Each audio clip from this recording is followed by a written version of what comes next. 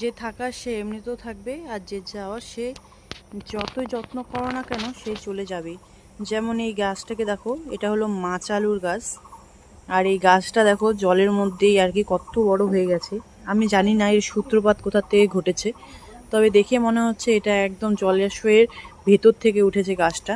আর দেখতেও কিন্তু গাছটাকে অসম্ভব সুন্দর লাগছে।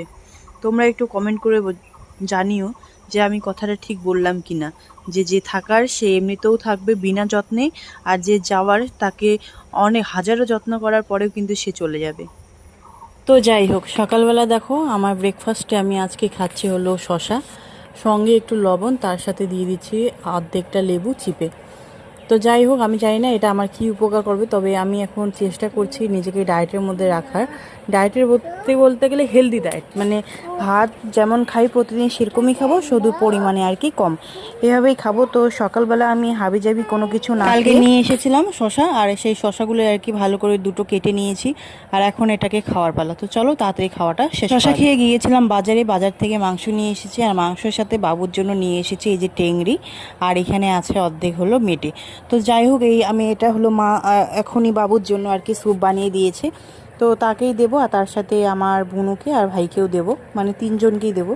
তো ওদেরকে ডাকলাম, আর এদিকে আমি তোমাদের সাথে একটু শেয়ারও করে দিচ্ছি। আর এদিকে মা এই ছোট্ট হাতা মতো চামচটা নিয়ে এলো, আর এটা এর থেকে এখন উঠিয়ে আর কি আমি এই যে স্যুপটা আছে টেংরির স্যুপ, আর সেটাই আমি কি দেবো। তো যাই হোক, সবাই কিন্তু আর কি বিলিয়ে খেলে বা সবাইকে দিয়ে খেলে কিন্তু অনেকটাই ভালো লাগে। এদিকে সবাইকে সমান পরিমাণের মতো আর কি দিচ্ছি। তবে আজকে স্যুপটা অনেকটাই ঝাল হয়েছে, মানে মা বুঝতে পারেনি, অনেকটাই ঝাল হয়ে গেছে। তবে কোনো ব্যাপার না, ঝাল খাওয়া শিখতে হবে, ঝাল খাওয়া না শিখলেও মুশকিল আছে। এটা কিন্তু শুধু বাচ্চারা না, বড়রাও খেতে পারে, অনেক উপকার আছে এর মধ্যে।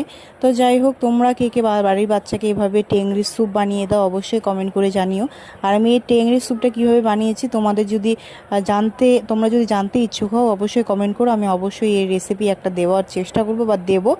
তো দেখো, এদিকে হাড়গুলো কিন্তু আমি দোকান থেকেই কেটে নিয়ে এসেছি, আর এরকম করে ছোট ছোট হাড়গুলো আমি তাদের দিয়ে দিচ্ছি, আর বাকিটা পরে রেখে দেবো, বাবুকে আরেকবার পরে খাওয়াবো। তো এই যে দেখতে পাচ্ছ, সবাইকে তিনজনকে তিনটা দিয়ে দিয়েছি, এখন খাওয়ার পালা। তো চলো এখন এগুলোকে খাওয়াবো, আর মাকে বললাম যে বাকি যেটুকু আছে সেটুকু আর কি ভালো করে রেখে দিতে বাটির মধ্যে ঢেলে, পরে বাবুকে খাওয়ানো যাবে। আর দেখো, এখানে কিন্তু কোনো রকম এক্সট্রাভাবে তেল দেওয়া হয়নি, ওই যে টেংরির থেকে যে তেলটা বেরিয়েছে সেই তেলটাতে একদম এতভাবে গ্লেজ দিচ্ছে বলার মতো নয়।